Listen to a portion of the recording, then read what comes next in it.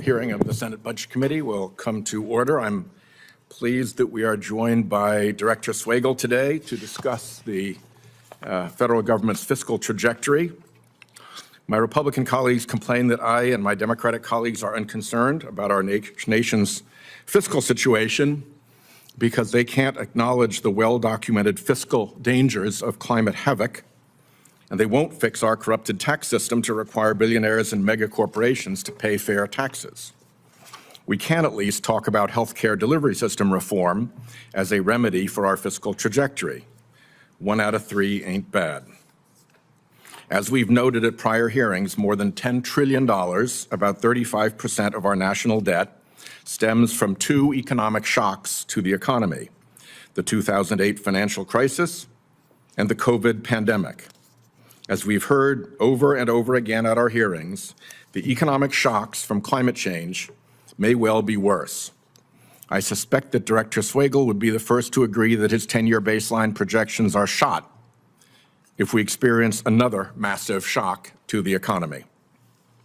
Ignoring looming systemic economic shocks to the economy would be imprudent, even dangerous. Prior to the 2008 financial crisis, the committee held no hearings on brewing trouble in the mortgage markets, nor did this committee hold a single hearing on the economic risk from global pandemics. If this committee or any committee had warned effectively of those looming shocks and Congress had then acted to better regulate mortgage markets, to invest in vaccine development and pandemic preparedness, lives would have been saved and trillions in economic harm avoided. In the first hearing we held under my chairmanship, I spoke about science as the headlights for humanity. A well-run committee can shine the headlights of knowledge, including knowledge about climate havoc, into the future to head off dangers lurking there. Our national debt is not only the result of those 2 economic shocks, of course. It is also the result of repeated rounds of Republican tax cuts that primarily benefited giant corporations and very, very wealthy individuals. The Bush and Trump tax cuts skewed to the wealthy and big corporations have added another $10 trillion to the national debt. If not for those tax cuts, the debt to GDP ratio, our best fiscal safety metric, would be declining in perpetuity. Helping the wealthy avoid taxes is such an infatuation that House Republicans even brought the United States to the brink of default, trying to prevent the IRS from cracking down on wealthy tax cheats. The third great driver of our fiscal perils is an aging population. As our population ages, we spend more on Social Security and Medicare. Add in the developed world's most inefficient health care, and you've got a huge fiscal cost. CBO has found that reforming how we pay for health care and increasing participation in accountable care organizations and other value-based care enterprises can save money without cutting benefits. Indeed, CBO found that actual and projected federal health spending over the 2010 to 2033 period was $6.3 trillion lower than predicted, which I attribute to improving quality and moving to value-based care. I am pleased to be working with Ranking Member Grassley and other Republicans on delivery system reform proposals to do more of that. Democrats have always pledged to protect and preserve Social Security and Medicare. For years, Republicans sought to cut both programs. Now they say they don't. If so, that is wonderful news, and I applaud it. If we all agree that we're not cutting Social Security and Medicare, and we all agree that their trust funds become cash insolvent in approximately 10 years, there's only one solution left: raise new revenues to fund Social Security and Medicare. We can do this by decorrupting the tax code so that big corporations and billionaires don't pay less in taxes than nurses and firefighters. My Medicare and Social Security Fair Share Act will protect Social Security and Medicare forever, or at least for as far as actuarial science can see. Imagine if American families could erase from their list of worries, what if Social Security and Medicare won't be there for me? What a blessing that would be. For 18 months, we've heard a steady chorus of Republican voices expressing alarm about debt and deficits and calling for this committee to focus on its real job. It's hard to reconcile that with Republicans voting for the 2017 reconciliation bill that cut taxes for the wealthy and large corporations and blew a $2 trillion hole in the deficit. It is hard to reconcile that with Republican plans to extend those cuts and add almost $5 trillion more to the deficit. And it's hard to reconcile that with Republican calls to spend an extra $6 trillion on defense with no proposed offset. And what is the Republican plan for the looming insolvencies of the Social Security and Medicare trust funds? MAGA Republicans live in a fantasy world of a balanced budget with extended Trump tax cuts and funded Social Security, Medicare, defense, and veterans programs. Can't happen. CBO says it's arithmetically impossible, even if Republicans cut everything else to zero in the entire budget. To get real about debt and deficits, we have to avert climate-driven shocks and persistent climateflation. We have to decorrupt the tax code so that big corporations and billionaires are no longer a favored, free-riding elite. And we have to bring down healthcare costs without cutting benefits with common sense delivery system reforms, which is why I focus on those things. Senator Grassley. Before I read my statement, I want to comment on what you said about Social Security and Medicare, and I'm not criticizing what you said. I'm going back to this comes up. Why come you guys can't do something about saving Social Security and Medicare? And I use history as an example. I always start out by saying, you know why nothing gets done in Washington, D.C. about Medicare and Social Security now? There's no Reagans and Tip O'Neills in this town anymore, because they found where we're going to be in 10 years on these two programs. They were right there in 1983 or 84 or whenever it was. And they raised taxes, they cut benefits, they changed formulas, and probably did a whole lot of other things that I don't remember. And they probably thought they were doing something for 20 years, I tell my constituents. But they did something for 50 years now if we still go till 2033. And they did it because they got together and said, you know, these programs are so, I guess then they were only talking about Social Security. Social Security was so important, we can't let it go broke. And they built up a surplus that we're still using of trillions and trillions of dollars, and that's going to be spent down by 2033. And if we don't do something, Social Security is going to be cut. It's going to be cut by, I guess, 23% or something. I guess I'm trying to, if there's any comment that I'm trying to make to you, it is that they didn't just raise taxes. They got together in a program that was bipartisan and probably passed the Senate 90-10, and I voted for it. Well, Mr. Chairman, I thank you for agreeing to my request for today's hearing with Director Swagel. It's been nearly 4 years since the CBO Director last testified before the Senate Budget Committee on the nation's budget outlook. That's far too long for what's traditionally been a routine occurrence in the Budget Committee, particularly given the budget hole we've dug ourselves into. Federal Reserve Chairman Powell stated earlier this year that it's, quote, past time to get back to an adult conversation about elected officials, about getting the federal government back on a sustainable path, end of quotation. Today in the Budget Committee, that conversation is finally taking place. Director Swagel, thank you for coming.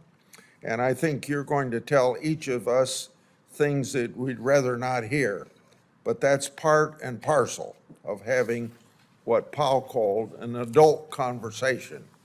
So in moving beyond the partisan blame game of who's most at fault for our fiscal mess, President Biden tried to play this game at the recent presidential debate in an attempt to claim the mantle of fiscal responsibility.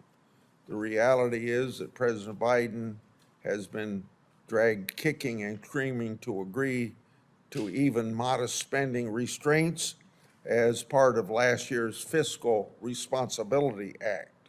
The fact is, our nation's debt will soon top $35 trillion. Next year's interest payments will exceed $1 trillion. And in 10 years, Social Security will go broke if we don't take bipartisan action to save it. I shouldn't say go broke because you're still going to have the revenue coming in that'll pay 77% of what benefits are today. CBO has warned Congress for decades that we'd face a fiscal reckoning due to ballooning mandatory spending. That reckoning is now at our doorstep. Absent action, rising debt will leave future generations facing higher interest rates, lower incomes, greater inflation, and the risk of full-blown fiscal crisis. Avoiding this requires a robust discussion of revenue and spending. As I've said in previous hearings, I have a record of going after genuine tax loopholes and wasteful carve-outs, and I'm open to reviewing tax subsidies. Now, a very good place to start is with those in the so-called Inflation Reduction Act, which CBO has said actually increases inflation. Ending the law's subsidies for luxury EVs and other regressive giveaways that have exploded in cost could net hundreds of billions of savings. Contrary to claims from the left, taxing the so-called rich is no silver bullet to our fiscal outlook. Even confiscating, I want to emphasize confiscating, not taxing, all income over $1 million wouldn't close our $2 trillion deficit. History proves that high tax rates fail to raise significant revenue. So I'm repeating something I said here a couple meetings ago. Taxpayers and workers and investors are smarter than we are in the United States Senate because we've had 93 marginal tax rates, then 70% marginal tax rates, 50%, 30%, back up to 40%, and you can go on and on. But regardless of the rate, we've brought in about the same amount of revenue as you can see from this chart. So we ought to stop to think that we senators are not smarter than the taxpayers. Rather than punish success, tax reform should focus on incentivizing work, savings, and investment.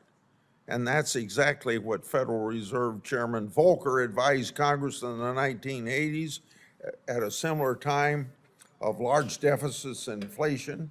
It was a recipe for success then and can be a recipe for success at this point. Most importantly, we must have a frank discussion about Washington's spending addiction. Whereas revenues are in line with historical levels, federal spending relative to the size of our economy is at heights previously reserved for wars and recessions, and still growing. Record spending is driving up unprecedented debt and deficits, which fuel more spending in the form of ballooning interest payments.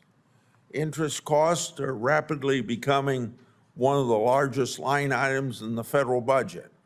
Next year, we'll see a new record as a share of gross share of our economy.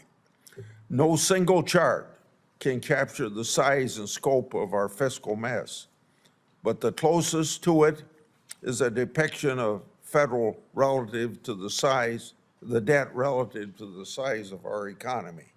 We're on track to set a new record high by 2027, exceeding the World War II era record. While debt to GDP rate, debt to GDP declined quickly after World War II. Today, our debt is infinitely projected to grow faster than the economy, and that's the definition of unsustainable.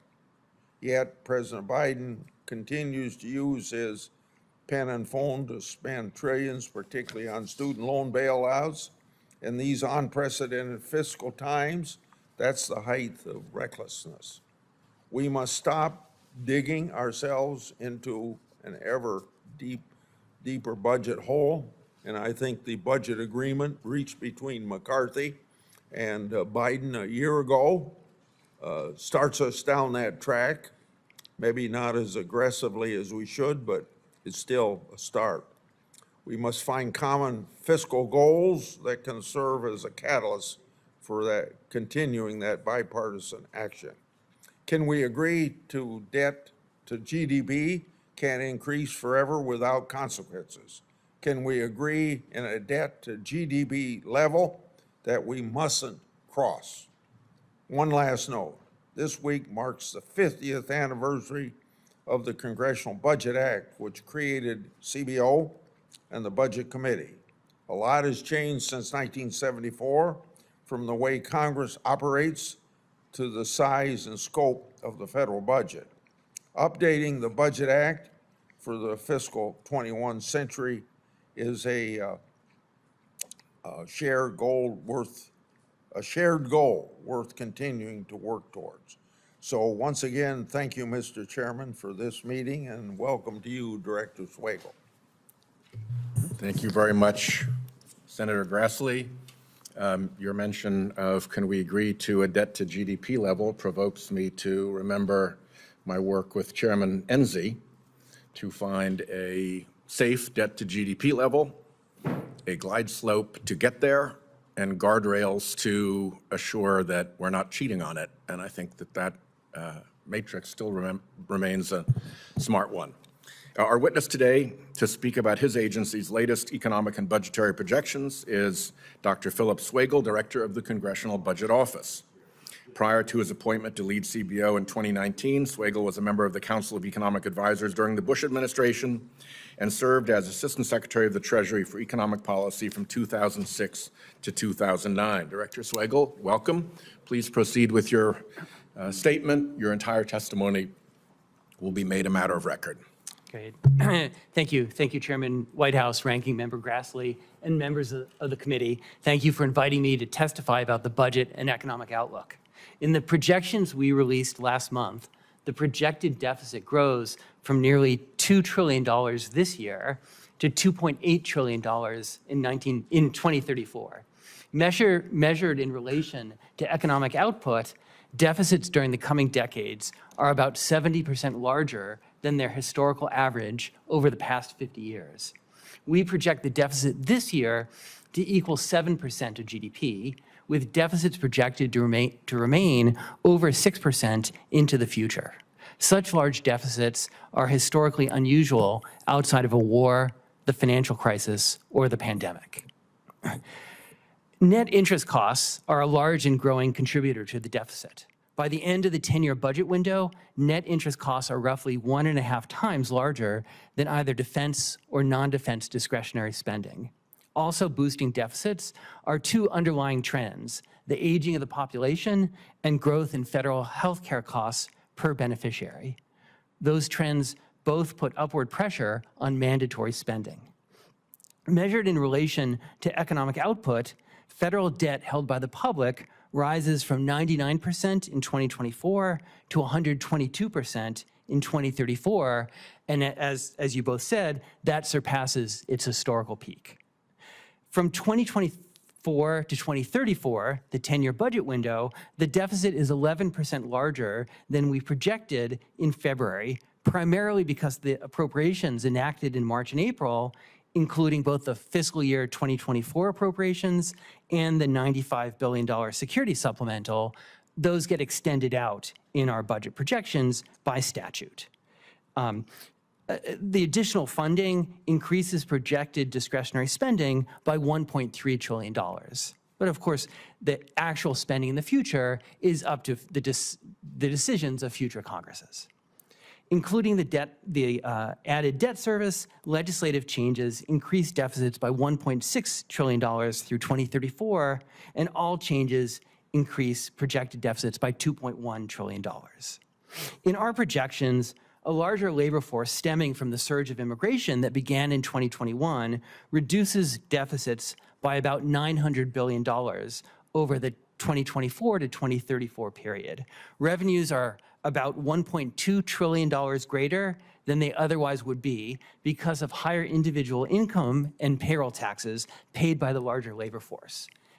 Outlays would be $278 billion greater, of which $194 billion is greater spending, mostly for benefit programs, and $84 billion is higher interest payments. We estimate that the larger labor force from the immigration surge will lead GDP to be nearly $9 trillion greater than it would otherwise be. Now, these effects of the immigration surge on the federal deficit do not include effects on discretionary spending. Those effects depend on the decisions that will be made by Congress in the future. We're working to provide additional information on the potential impacts of the immigration surge on discretionary appropriations. And the surge in immigration will also affect the budgets of state and local governments, and we are currently examining those effects, and those are not included in the budget update. Let me finish by just going back to the beginning to say that the fiscal outlook is daunting. The United States faces a budget trajectory with deficits of more than 6% of GDP into the future. Our projections suggest that changes in fiscal policy must be made to mitigate adverse consequences of high and rising debt. Let me stop there, and I'm happy to take your questions. Thanks very much, Director. The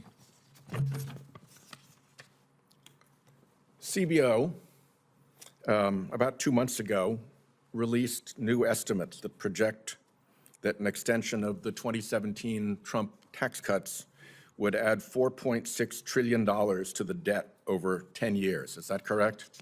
Yes, that's correct. And does CBO believe that the original 2017 Trump tax cuts paid for themselves? And does any CBO data support that extension of these tax cuts would pay for themselves? No, there was a effect of the tax cuts on the economy and back to revenues, but by far it did not pay for itself, and the same would apply for the extension of the 2017 Act. CBO's long-term budget projections back in 2012 were the last time that CBO showed debt declining as a share of GDP. Since then, Congress has cut taxes numerous times, including extending most of the Bush tax cuts and then piling on the 2017 Trump tax cuts. Is it a fact, Director Swagel, that projected primary spending, that is federal non-interest spending, is now lower than it was projected to be in 2012? That's correct. And the interest payments have gone up, but as you said, the non-interest payments have gone down. So let me just, to put this into context, let's take a look at this graphic here, which shows from 1994 to 2054 how revenues and spending have worked. Social Security has gone up, and is that consistent with an aging population? That's right. That results from the aging population. And healthcare spending has gone up even more. Does that also relate to an aging population? Right. That's both the aging population and rapid growth in health costs. So other mandatory spending had a huge surge right here. Can you explain what that was? Was that COVID? That's COVID, and the spending because of the the Senate rules, the spending in the reconciliation bill. I'm sorry, the COVID spending and then the 2021 reconciliation spending was all mandatory. Yes. And then here's defense discretionary spending. And then this is non-defense discretionary spending, which, as you can see, has been fairly constant over all of those years. This is the place where our Republican friends want to focus all of their attention related to debt and deficits.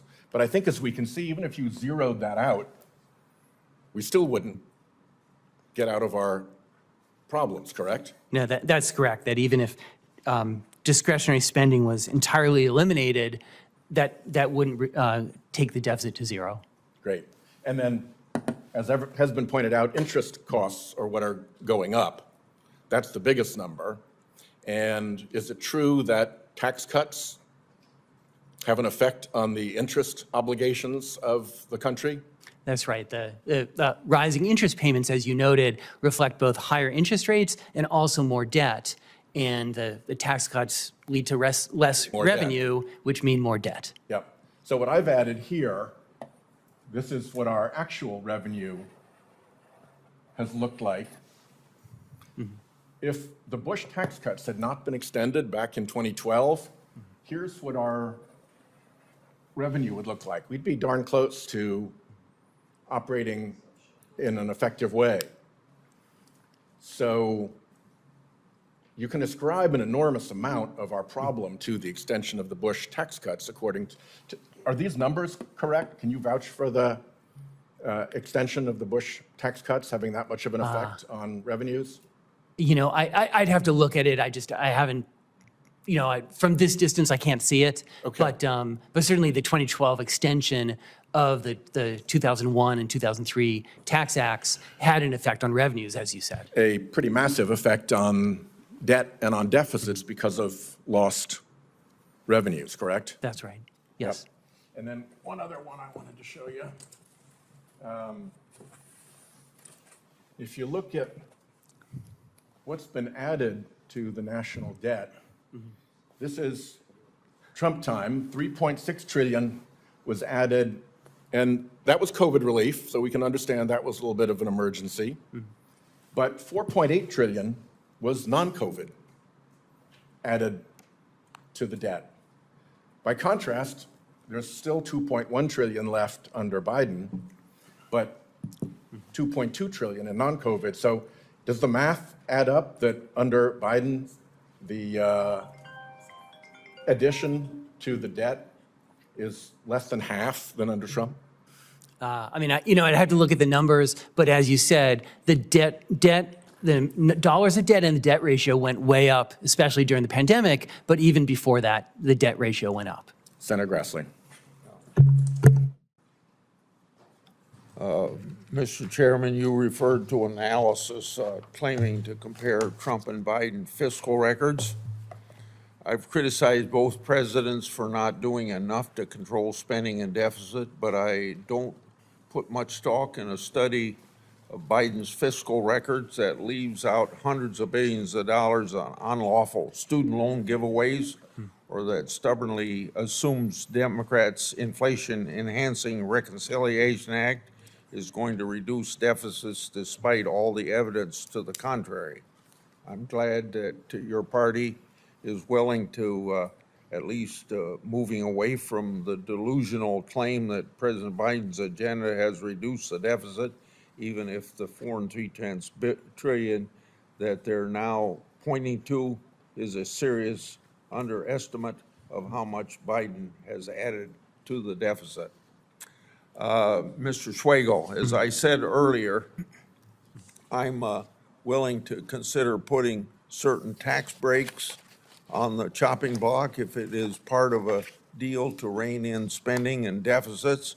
But taxes on the so-called wealthy alone aren't enough to dig us out of the fiscal hole that we're in. Democrat proposals is to tax the rich, either barely make a dent in the deficit, or they're designed to sneakily tax a lot more than just the rich. So my question, has CBO analyzed any legislation or determined it would put the debt on a sustainable course just by increasing taxes on those over the 1%, at the top 1%? No, the CBO has not analyzed any legislation that would do that. If you were to stabilize the debt solely by increasing the tax rate on incomes above 400,000, how high would the rate have to be? You know, we haven't done the analysis of how high, but it would have to be a substantial increase on such a narrow base. Okay. And wouldn't the tax rate required have significant behavioral effect and serious negative consequences for the economy? Yes, a much higher tax rate like that would have macroeconomic feedbacks that would affect growth and job creation. Recently, the Wall Street Journal published an essay discussing historical examples of fiscal mismanaging contributing to the downfall of once great powers throughout history. Historian Neil Ferguson noted how the general rule of history has been that, and I quote him, any great power that spends more on debt service than on defense will not stay great for a long time, very long time, end of quote. According to CBO, we just crossed this fiscal Rubicon. The U.S. will spend more on interest than on defense this year and every year onward. In your view, do rising debt service costs pose a threat to economic stability? And what historical lessons can you inform our current fiscal situation? Yes, they do. And in a sense, that's the near-term fiscal risk, is the rising interest payments. That, again, it's both higher interest rates and more debt leading to those higher interest payments. And that affects all the other choices that you as policymakers want. If you want more spending on something or tax relief on something, the rising interest payments crowd that out and then have effects on the private economy, that there's less fewer resources available for the private sector, less private investment, job creation, and so on. The Constitution gives the power of the purse to Congress, but the current administration has used rules, regulations, and other executive actions to make major policy changes with unprecedented consequences for the federal budget, and all of this without a single vote of Congress. How have executive actions changed CBO's budget projections since the agency's February 2021 baseline? Yes, sir. So we track those, and those go into the baseline. I'll list a couple of the largest ones, the executive actions. And you mentioned student loans. That's a total of about $560 billion, so more than $500 billion in additional outlays so far. And there's sort of more court cases and more announcements. So that's as of, say, 2 weeks ago. So that's one. The second is the Thrifty Food Plan that redefined the basket used in the SNAP program. That along with higher food prices led to about $200 to $250 billion of higher costs. There are Medicaid executive actions to streamline enrollment. That was about $164 billion. There are others. The EPA's tailpipe rule will have costs as well. In a sense, that interacts with the provisions in the Inflation Reduction Act that subsidize electric vehicles. And the tailpipe rule will push consumers toward EVs. There's ACA regulations addressing the so-called family glitch, extending subsidies to DACA recipients, and more. I should mention that some of the administration's actions have reduced the deficit. They had a rule that changed the payments to Medicare Advantage plans, and that reduced the deficit. So it's a bit of both, but as you said, it's mainly on the outlay side. Senator Murray, Distinguished Chairman of Appropriations. Thank you, Chair Whitehouse. Really appreciate you holding this hearing. Director Swagel, good to see you again. Thank you to you and all your staff at CBO for the critical work you do for our Congress. Mr. Chairman, my dad actually ran a five and dime store. If you nodded, then you're just gave away your age. But he ran a five and dime store, and my mom worked as a bookkeeper when we were growing up. But you don't have to run a cash register or be an accountant to understand the really basic fact that when it comes to our national budget, spending is just half of the equation. There is also revenue. And I mentioned this because when our Republican colleagues talk about debt and deficits, they tend to discuss only that one side of the ledger, which is spending. So I want to focus on something that goes overlooked, or rather goes unsaid, by my Republican colleagues, because while they love to talk about reining in spending, as the chairman just talked about, which in my mind actually means the investments that we make for families and working people, I don't hear the same concern regarding the huge tax breaks that go to mostly billionaires. When we need to get one thing clear: despite all the bogeymen that Republicans like to point to driving the national debt, the reality is that the single biggest driver of our national debt since 2001 has been Republican tax cuts. The Trump and Bush tax cuts have cost our nation over $10 trillion and counting. And what do Republicans want to do if they return to power? What's at the top of the Trump economic agenda? Do they want to solve the child care crisis? Do they want to extend health care credits that are saving millions of families thousands of dollars? Of course not. They want more tax cuts for the ultra-wealthy and biggest corporations. Republicans' big economic vision is to extend their horribly one-sided Trump tax cuts. If Republicans are so concerned about the national debt, why is it that every time they get the chance, they start giving away cash and writing tax loopholes for mega corporations? So we've got to get real. There's no reason that investors on Wall Street should pay less in taxes than a firefighter in Spokane, Washington, or a nurse in Seattle, or that companies making billions in profits should pay less than mom and pop shops in Washington State. And there's every reason for us to ask the wealthiest people in our country to pay their fair share so we can make this country stronger for everyone. So for parents back in Washington State, for working families, they don't want us to invest in the richest people in the world. They want us to invest in our roads and schools and healthcare and security and ending the child care crisis, things that actually make their lives better. You have to be kind of out of touch to miss that.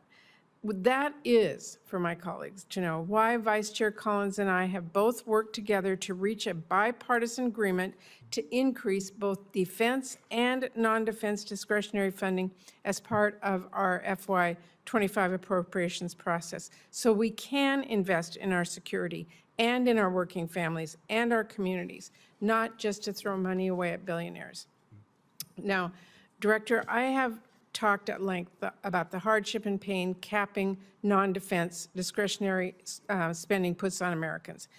Yet Republicans only insist on those caps. They also put outsized focus on the spending as it relates to the deficit.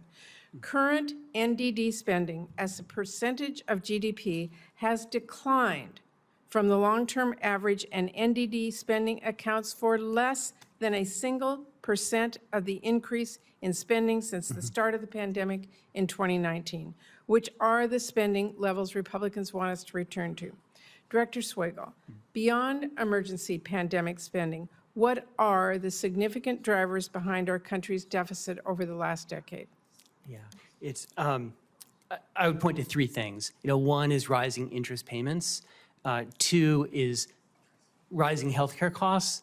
And then three is rising spending on other benefit programs. Social Security is the largest of them. And so it's the aging of the population, it's healthcare cost growth, and it's interest costs. And revenue?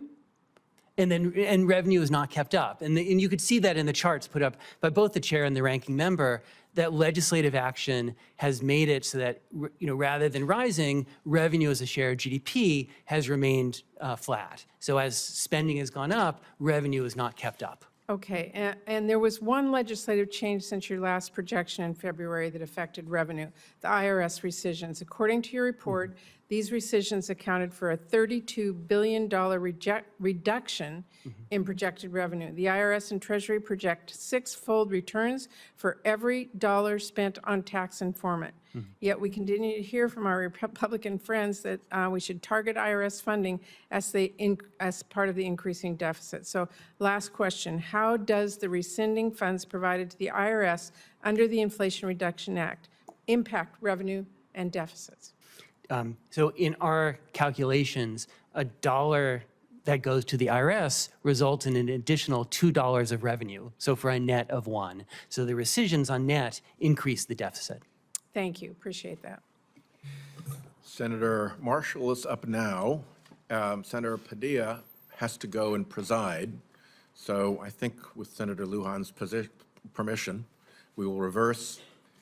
So the order will be Marshall, Padilla, the next Republican, and then Senator Lujan. You know, I'm Please happy to proceed, yield to Senator Marshall. I'm happy to yield to Senator Padilla if he needs to scoot. Want to go ahead, Alex? Oh, don't worry. You'll be next. That's kind of you. Thank you.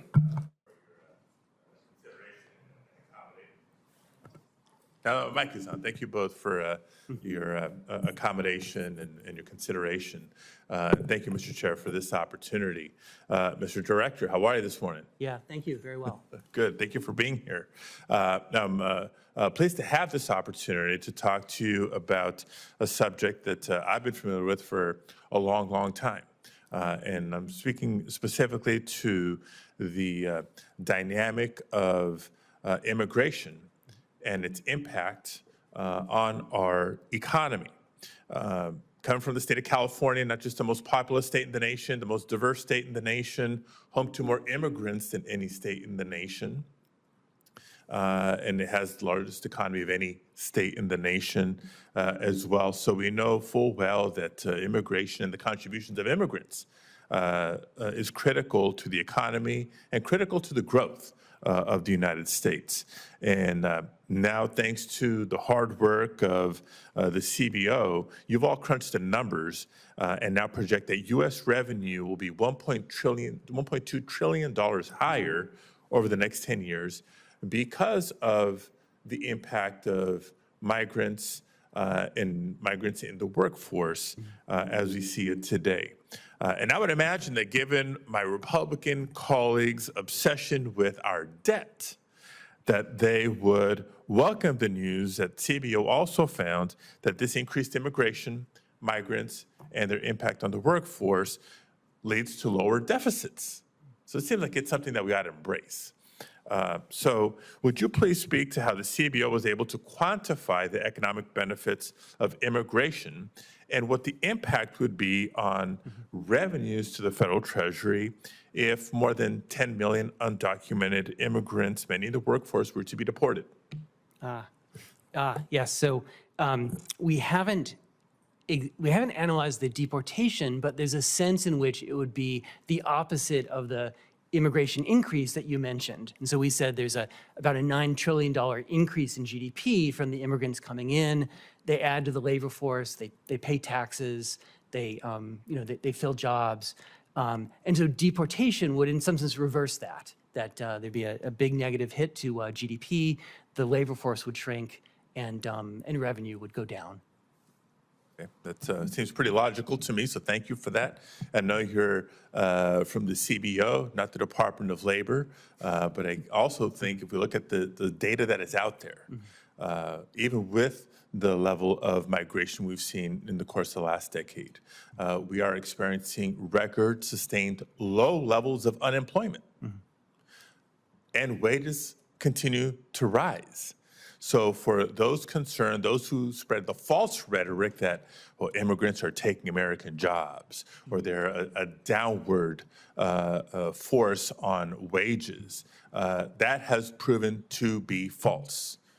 Do you have any data that would suggest otherwise? No, that's right. That there's a sense in which the immigration surge explains how our economy continued to grow rapidly and create jobs, even when the labor market, say 2 years ago, looked to be tight. It's the immigrants adding to the labor force. These are additional jobs and additional income. Right. So I also want to ask about a related dynamic that is a priority concern for this committee. We've, see Senator Braun has joined us, and he's always one of the first, if not the first, to raise concerns about the debt.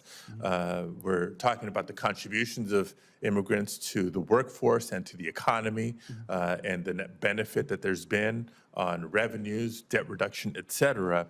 But we also speak in this committee regularly about the solvency of our social safety net programs, particularly Social Security and Medicare.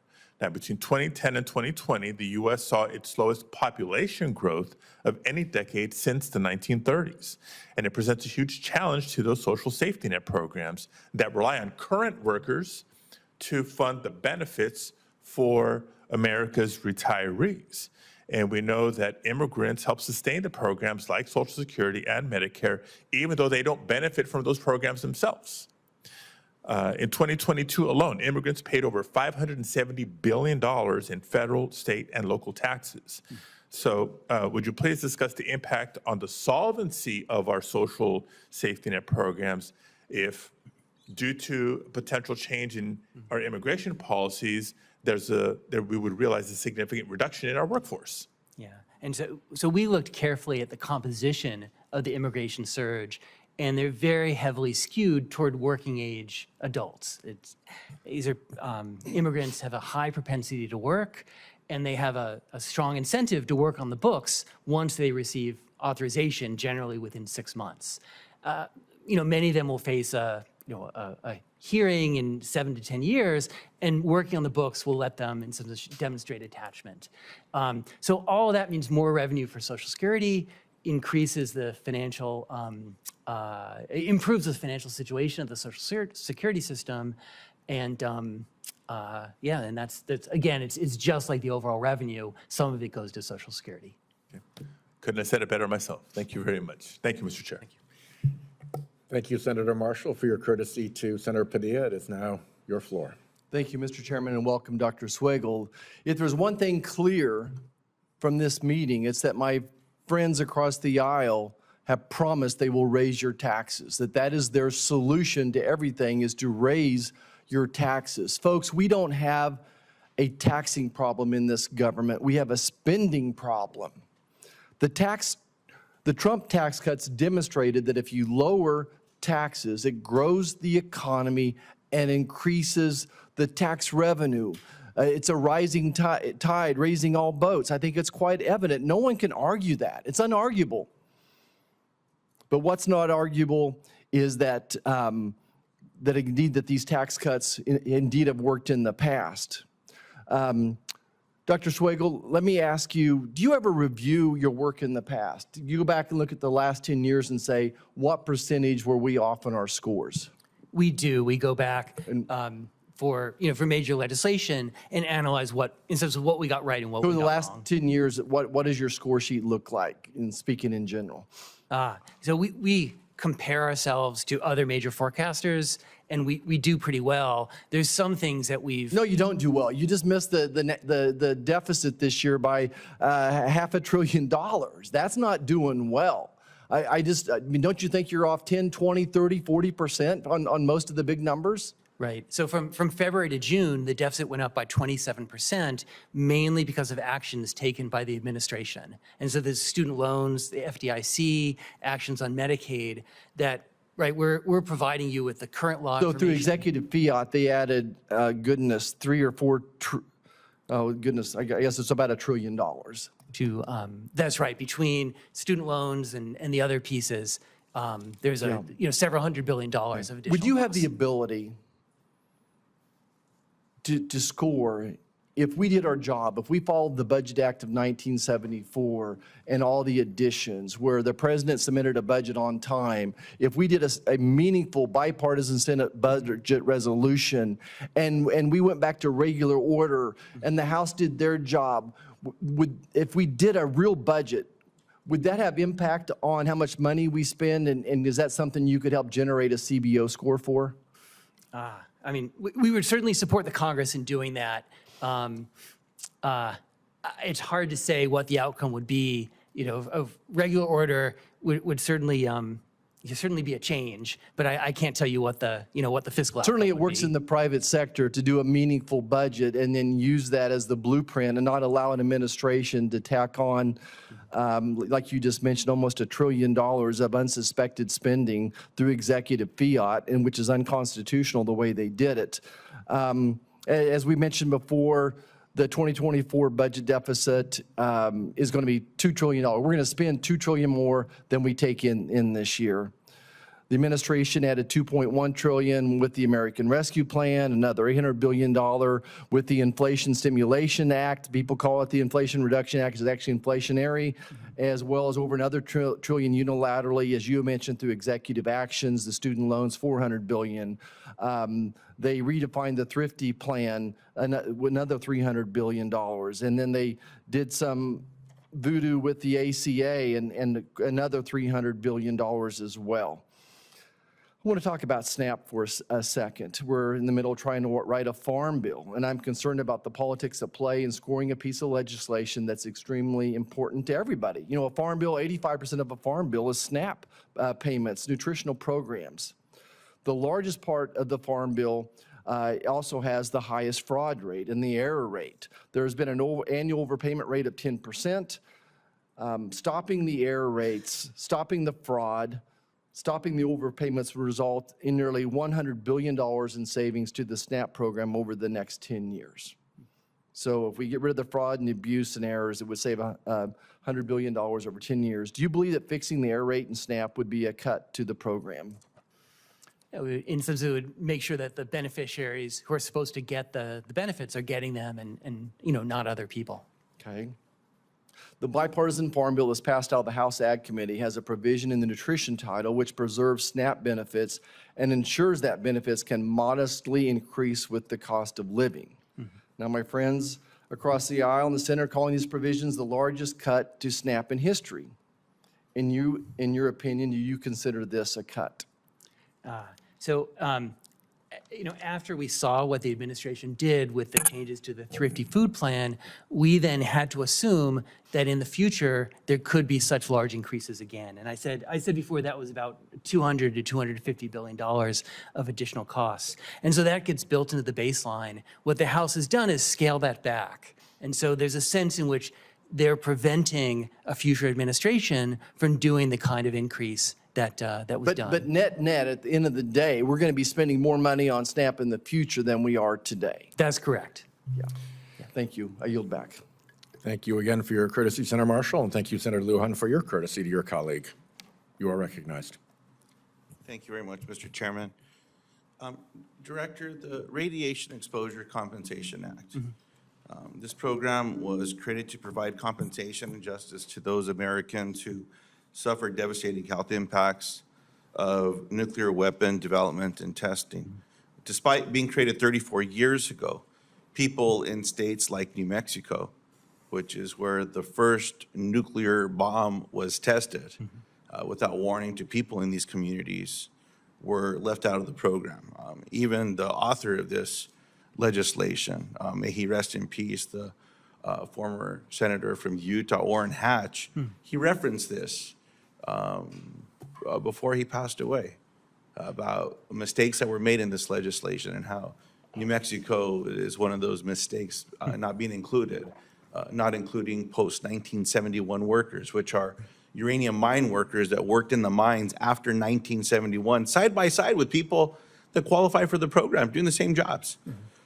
These Americans, many of whom were the unwilling and unknowing victims of radiation exposure, have waited too long for justice.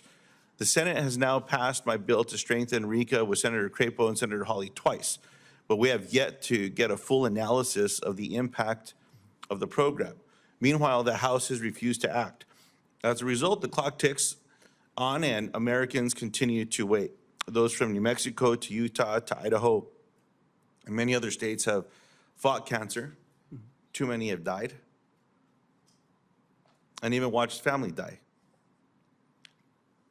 alone, being ignored, all without recognition from the government that made them sick.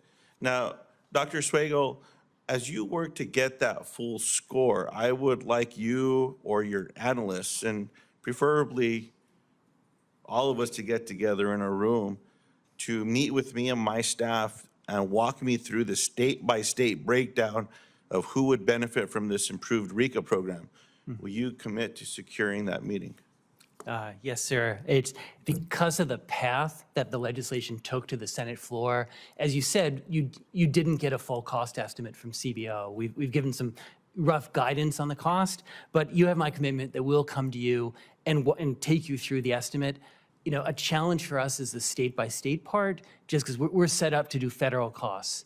And so instead of just analyzing one state at a time is a challenge, but we will come and do as much as we can to make sure you get the information you need. Have you done state-by-state analysis before?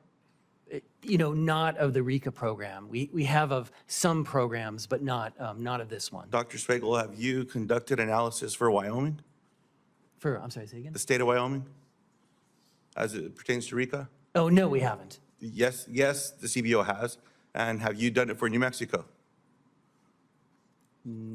Not separately yet. So I've been told, because the mistake that was made by CBO with the initial scoring, I wasn't planning on getting into this, but if there's gonna be something included in the record as to what the capabilities are or are not, Wyoming and New Mexico had to be reviewed because there was a mistake of including analysis of Wyoming when Wyoming was not included in the original bill and New Mexico was. And so CBO had to look at that initially, from its initial score to where we are.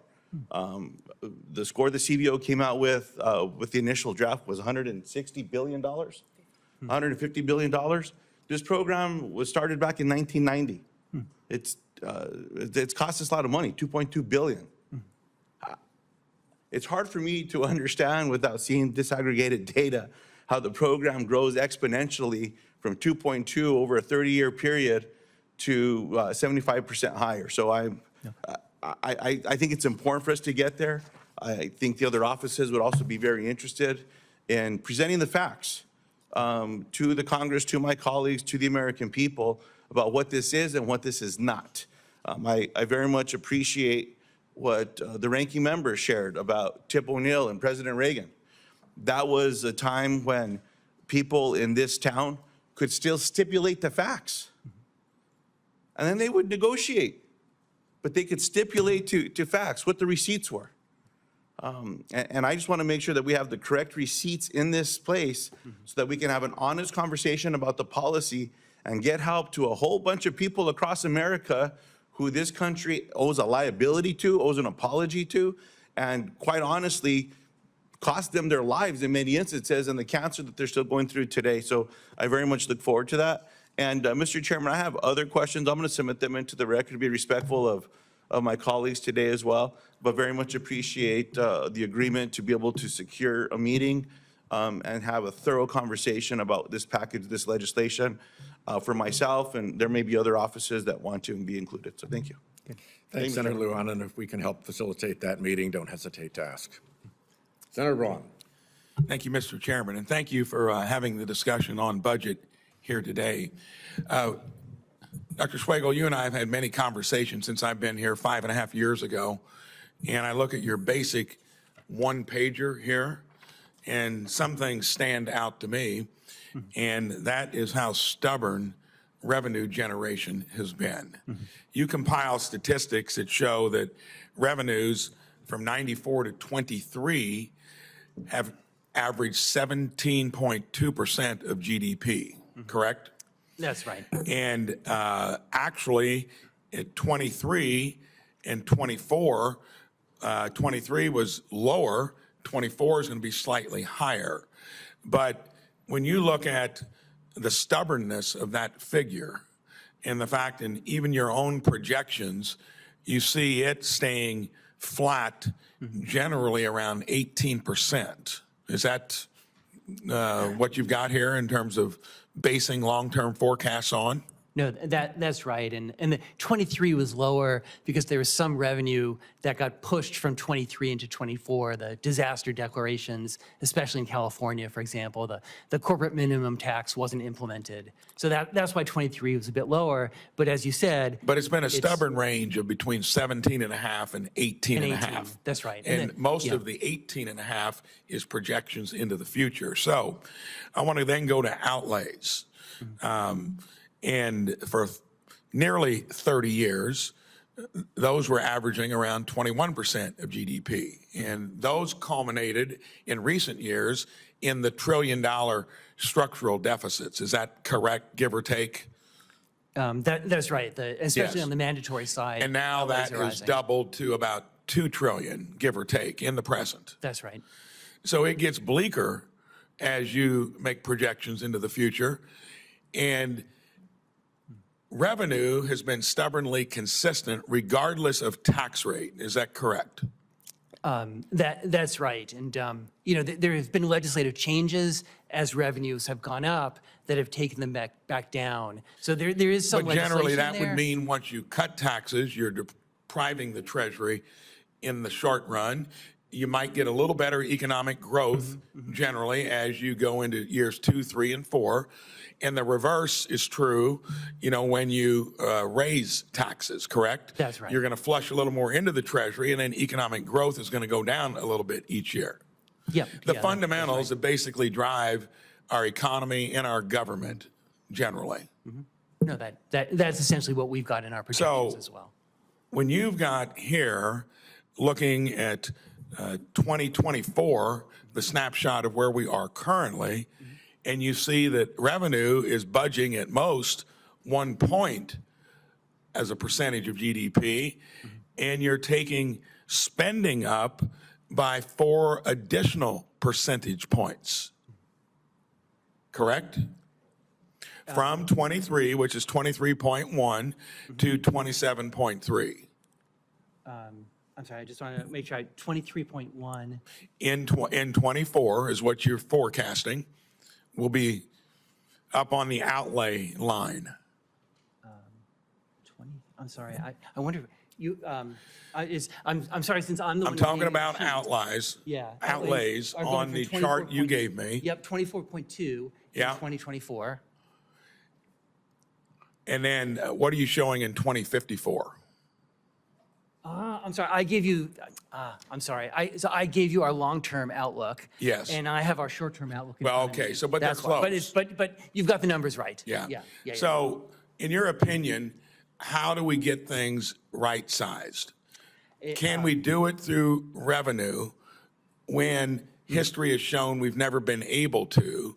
And the cutting taxes started back many, many years ago without adjusting spending. And to me, it looks like the data is all there, that if we don't want to keep borrowing from our kids and grandkids, that we've got to choose and prioritize what we're spending here that's going to match up with what revenues have shown that we can generate over a long period of time. Do you agree with that? Right. I mean, that is the choice in front of policymakers, that the Okay. revenues and outlays at some point have to come closer together. That can be done, as you said, on the outlay side. In principle, could be done on the revenue side if, it's up to the Congress. You could have higher rates. And you always say that because yours is not to advise on policy, it's just to tell us the figures. The figures, that's right. And the figures are bleak. It is a daunting situation with Okay, rising we'll debt. settle for daunting. And then I want to circle back to what the chair said earlier. Shocks to our economy, which we had to navigate through in 08, 09. That was trivial dollar-wise compared to what we spent recently on COVID. You maybe can't measure the two, but that was roughly measured around $1 trillion. What we did was over $4 trillion, and then enterprised over the last couple years, or first 2 years of the Biden administration, to add another roughly $3 trillion. So we're in a place where this, to me, looks like we end up with something like a Chapter 11 in the real world, which means sooner or later you've got to get our spending in line with our revenue. I mentioned that coming in to this hearing. A lady working here in the Capitol carrying a box of files laughed out loud when I said that, and it was in agreement. And I think that's what the American public is doing. One final thing, because don't see anybody else here, so I'd like to have a little latitude. Go since I for it. spent so much time on it. Healthcare is the place that we can, within our own means, take a broken industry and system that has no consumer involvement within it, no emphasis on prevention and wellness, and it's run by a very corporate system of healthcare that's even frustrating doctors and nurses to become a part of it, and that is doable.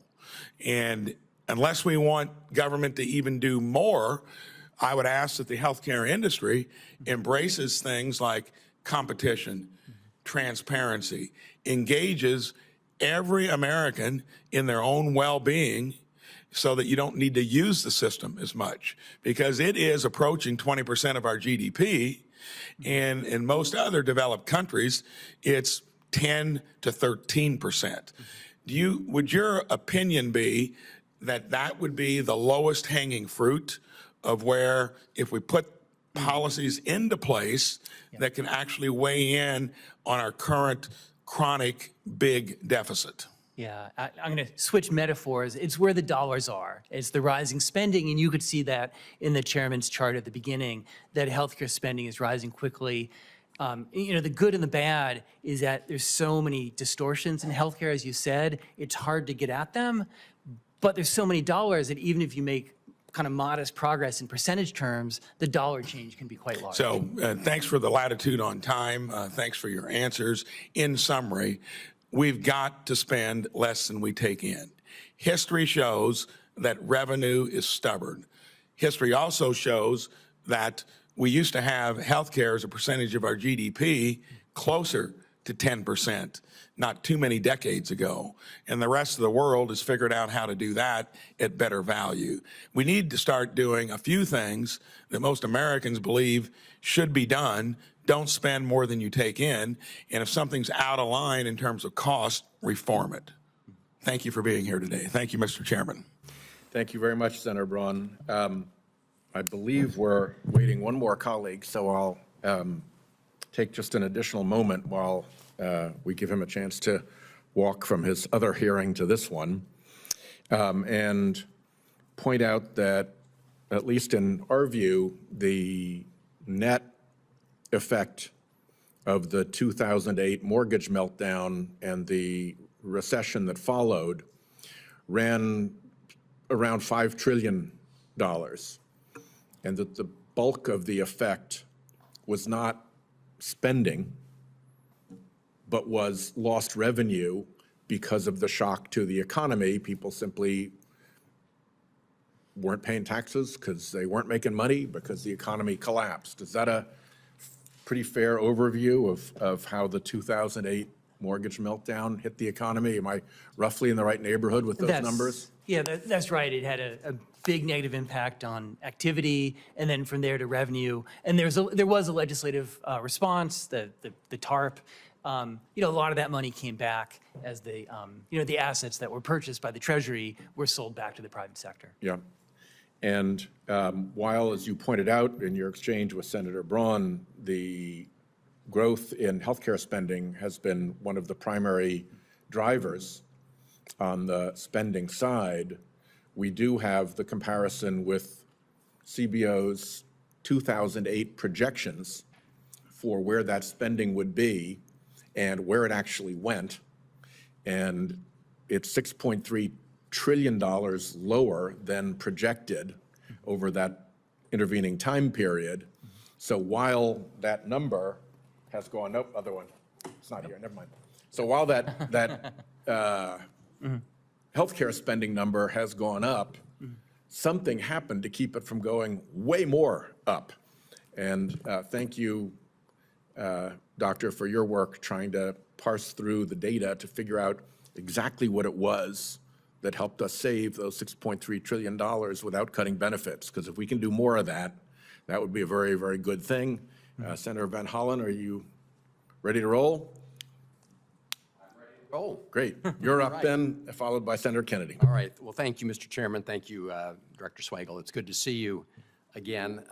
Let me just start on the revenue side, because I'm looking at the CBO projections, and I see that, a number of months ago, you had projected that the Trump tax cuts would add, well, this is back during that time, $4.6 trillion to the debt over the next 10 years. I understand you had an earlier exchange with the chairman.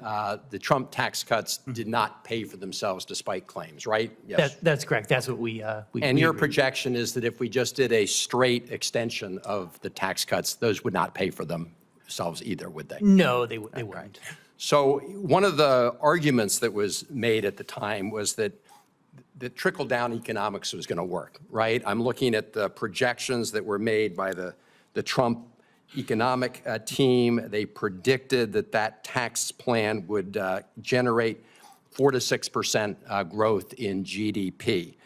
But then I'm looking at the 7 quarters that succeeded that, and so this is data before the COVID pandemic hit.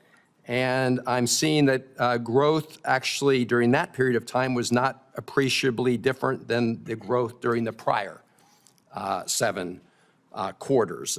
There was a small bump in Q2 of 2018 to 3.5%, but that was the same as Q4 of 2017 before enactment of the Trump tax. So this whole theory of trickle-down economics was behind the claims that the tax cuts were going to pay for themselves, right? That would be the way that, in principle, a tax cut could pay for itself if it generates so much additional output that comes back as revenue. Right. And you know, the analysis CBO did in 2018 was that there would be some impact. There'd be some impact on business investment, and then some additional revenue. It was about an 18% fiscal feedback. So you know, so something.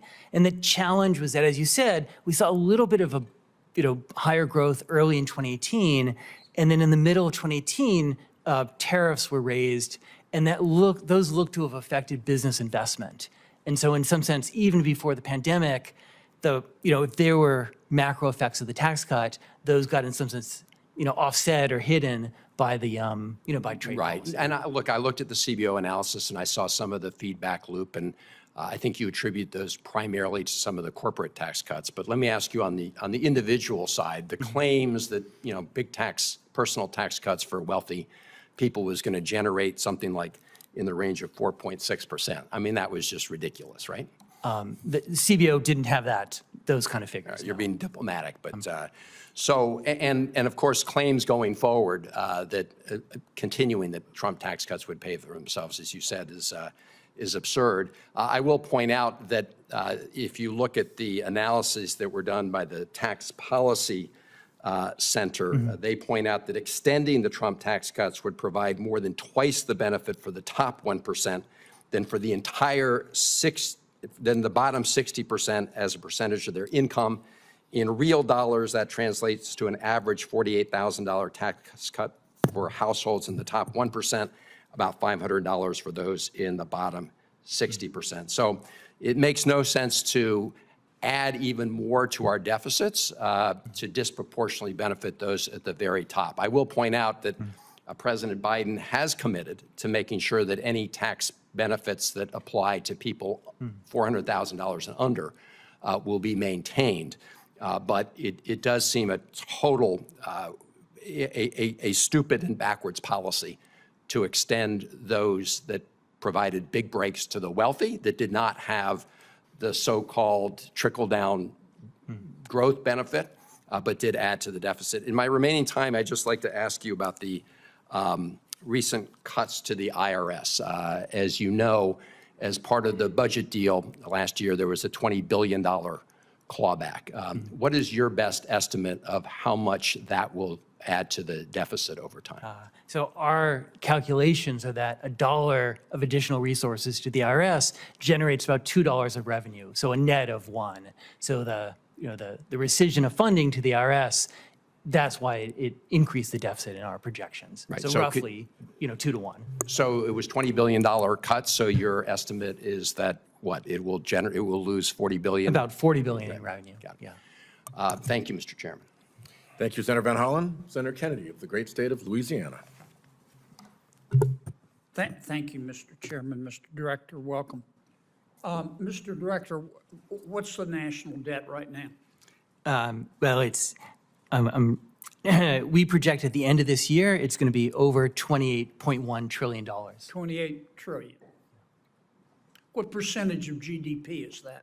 It's just under 100%. Could you speak into the mic and Yep, repeat that? it's just under 100% of GDP. Okay. And for this current fiscal year, will we have spending deficits? Yes, sir. We're looking at about a $2 trillion deficit this year. And that means that we've spent $2 trillion more than we took in, right? That's right. So we've had to borrow money. That's right. That's right. The debt is going up. And so that money that we borrowed increases the amount of national debt, doesn't it? That's right. And it means more interest payments, which then goes back and means more debt. So there's a negative cycle attached to it. Okay. So our current national debt is over 100% of our economy. It's $28 trillion. Let's suppose that we think in 10-year windows, as you know. Let's suppose nothing changes over the next 10 years. Nothing. We don't renew the tax cuts. Nothing changes. What's the debt going to be 10 years from now? Right. So our projection is then over $50 trillion or over 122% of GDP. Yeah. Well, damn, looks to me like we better do something. I mean, we can sit here and debate the tax cuts and you talk about the tax cuts don't work. I don't know how you know that because the pandemic skewed all economic results. But we better do something, huh? Do you think we can sustain the spending? No, the risks are mounting with higher interest payments and higher debt.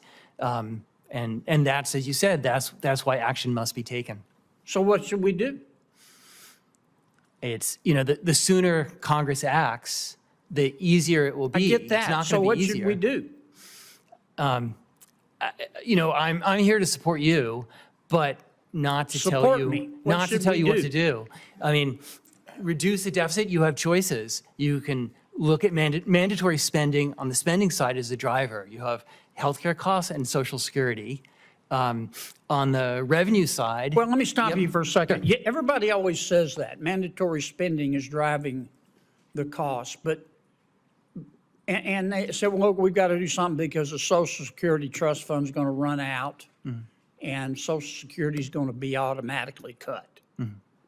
Look me in the eye and tell me you really think the United States Congress is going to allow Social Security to be cut.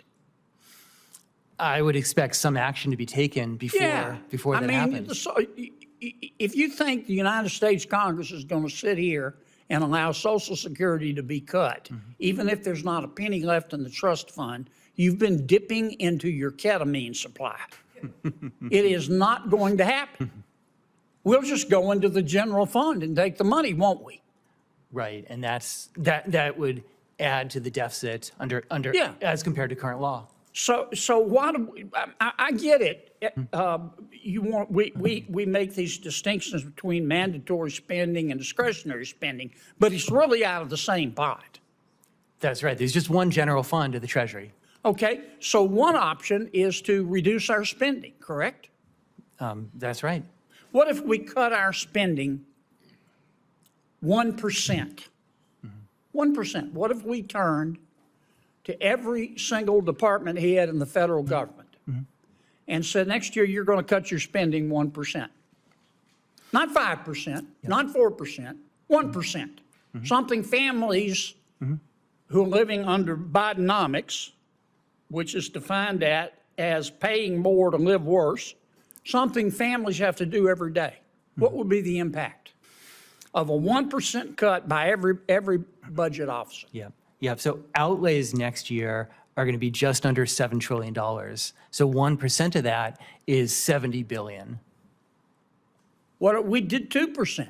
What would be the impact? Yep, there'd be $140 billion, and that's the challenge, is that the deficit is so large that that what you're saying makes a difference, but is pretty modest relative to the size of the challenge. What do you think we would have to cut spending to get in control of our debt? Yeah. So if you just wanted to stabilize the debt, make it so that the debt's at 100%, Yes. it goes up not by too much. Yeah. You'd have to cut and do it on the spending side. You're talking about $5 trillion over 10 years. What percentage is that? Right. So that's, over 10 years. So spending, say spending is $7 trillion, multiply that by 10, so it's about $70 trillion. A bit more. Give me a percentage. American Yeah. people So- think in terms of percentage. No, that's right. So say you're talking about a roughly 7 to 8% reduction in spending. Overall, just to stabilize the debt. You know, we'd still have a high debt. And then we but it could would try to stabilize grow out of it. Yeah, positive growth would improve revenues and help the situation. I'm way over. I'm sorry, Mr. Chairman. I enjoyed talking to you, Mr. Director. Very good. Thank you. Thanks, Senator Kennedy. Senator Johnson. Mr. Chairman, sorry I was absent until this point in time. I just have a very specific line of question here, Director Swagel. You know, your projections assume obviously the tax cuts expire, correct? That's correct. I think one of the real tragedies of that occurring is we're going to have an enormous disparity between C corporations, which represent about 5% of American businesses, and all the other pass-throughs. What I want to know in your projections, because having been a pass-through business myself, actually I've been part of a business of every different type of corporate structure. And quite honestly, during the tax reform of 2017, 2018, I got letters from the AICPA saying this is exactly what would happen, is that particularly large pass-through businesses, but this might happen with small pass-through businesses as well, they're not going to be able to compete with that huge disparity between C corps and pass-throughs. So a lot of them will convert, particularly the big ones will convert to C corp status, which is going to be a much larger, not only marginal, but effective tax rate. In your projections going out, do you take that in consideration? It's an issue we've been struggling with because, you know, we've modeled current law, our projections are current law, and we've been trying to think exactly about this. If you're an S corp, there's uncertainty about what's going to happen at the end of 25. To what extent will S corps make the switch, you know, now in advance of the, you know, the expiration? So we have a little bit of that switching in our revenue modeling, but not the kind of like, you know, full-fledged switching that you'd expect, say, in early 26. I mean, would you agree with me? I mean, the rational choice for a business person, if you want to continue to compete, because let's face it, pass-throughs compete with the corporations at the entity level. Now, I know everything about double taxation, that type of thing, but I think it's about 2/3 of C corp business income is never taxed, correct? Are you aware of that figure? I don't know offhand, but there's lots of income that's retained. But a large, well, it's retained, but also a lot of C corps are owned by non-taxable, tax-exempt. That's right. So again, it's hard to get that figure, but somewhere between 2/3 and 3/4 of C corp income is never double taxed. So you're looking at an effective rate, we got it from JCT, of 10% for large corporations, 14% for small C corps.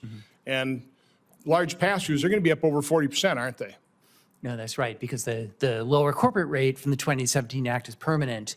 So a large pass-through is going to be paying a top marginal tax rate over 40%, competing against, whether there's a large or small C corp, somewhere with an effective tax rate of 10 to 14%. So the rational thing for a pass-through would be, I can't compete, I'm going to convert to a C corp status. Yes, no, that's exactly right. And we've been trying to figure out when that, you know, sort of that massive switch will happen, given the uncertainty about what's going to happen next year. So one of the reasons I'm bringing this up is I'm trying to get a score on what I'm proposing, which would be to equalize the tax treatment between American businesses. In other words, tax all business income at the ownership level. That's what pass-throughs do. Trying to get that score is going to be difficult for me because we're not really reflecting what's actually going to happen if we let those tax cuts expire. So is there any way I can get some sense of what that number is going to be if there's a massive shift, which I believe there would be, from large pass-throughs, particular switching to C corps? Okay, I'll tell you two things. So one is the formal estimate would come from JCT, you know, just because that'd be a change in the tax code. We have an excellent tax analysis division, and we could come talk to you about how our revenue projections would change. It wouldn't be, you know, the cost estimate that JCT would do, but we could talk you through how we would see it and what it would mean for revenue. Okay, well, let's start with how you have accounted for that, because you've been thinking it through. You've made some provision for it. Yeah. Let's take a look at that, and then what you know, kind of work with me on that. I'd appreciate it. Okay. That's all I have, Mr. Chairman. Thank you. Thanks very much. Two things I'll close with as we wrap up the hearing. One is that we've referred several times to the risk that the economy faces from climate shocks. The chief economist of Freddie Mac broke that out into weather, storms, sea level rise, make insurance harder and harder to predict, which makes insurance first more expensive and then unavailable. And once the insurance becomes unavailable, then you can't get a mortgage because mortgage holders require insurance on the property. And once you can't get a mortgage on a property, your pool of buyers shrinks dramatically to those who've got the money to simply pay cash. So supply-demand drives prices down. It's not that complicated. No insurance, no mortgage, no mortgage, no buyers, no good market. So the prospect of that creating a shock to the economy along the lines of the 2008 shock or worse have been repeatedly raised in this committee. And I would just note today, the New York Times has an article about how climate change is blowing up property insurance markets. And it's not only happening in high-risk states like Florida, but the companies are actually raising rates in other areas to try to counterbalance for the risk that they're having to assume in these either wildfire adjacent or coastal adjacent markets that are getting increasingly hard to predict. And the last word on this came from the expert who spoke to the New York Times, and he said, "I personally think we're in a lot of trouble. This should be ringing alarm bells for housing markets all over the country." We have tried to ring those alarm bells here in the Budget Committee before this blows up in our faces because of the role of the fossil fuel industry in fomenting all of this through its pollution and through its political mischief. We have a very hard time finding any bipartisanship on that, but the facts ought to be pretty obvious by now. So I would make that point because that came up today. And then I'd close with this graphic, which shows the increase in non-defense discretionary spending, which is my Republican friends' traditional spending target, from 2019 to 2024 as a percentage of GDP. So you move from a little over 3% of GDP to about 3.35% of GDP. So it's an increase of 7% from here to here. As you can see, it's visually a relatively small increase. And then when you dive into what that increase is made up of, 40% of it is made up of benefits for veterans. The PACT Act and things where we made things better for veterans. Do they really want to get rid of that? I kind of doubt it. Health expenditure up 18%. Well, we have ways to get after that by improving the reimbursement system and doing more of what reduced the expense by $6.3 trillion against 2008 projections. Community development disaster relief. Now, most of that is FEMA. Do we really want to starve FEMA while we're having unprecedented levels of climate-driven catastrophes that require FEMA to come to people's rescue? I kind of doubt it. Ukraine and international spending, 12% that's 12% of the 7%, by the way. It's not that big of a number, but it's 12%. Do we really want to leave Ukraine high and dry to the tender mercies of the pediatric hospital bombing monster Putin? I kind of doubt it. And then there are the income security pieces down here, again, 12%. So when people are talking about making very significant cuts to non-discretionary spending, they are talking about digging into very basic programs and services for the American people, and we should be aware of that. We have a significant revenue problem. We have a very significant healthcare inefficiency problem, and we have a very significant climate risk problem. And if we can address those three problems, I think we'll be well on our way to solving the concerns that you have brought to our attention today, Dr. Swagel. So with that, I will conclude the hearing. If there are Any further questions for the doctor that come in as, there's some questions Senator Lujan said he had.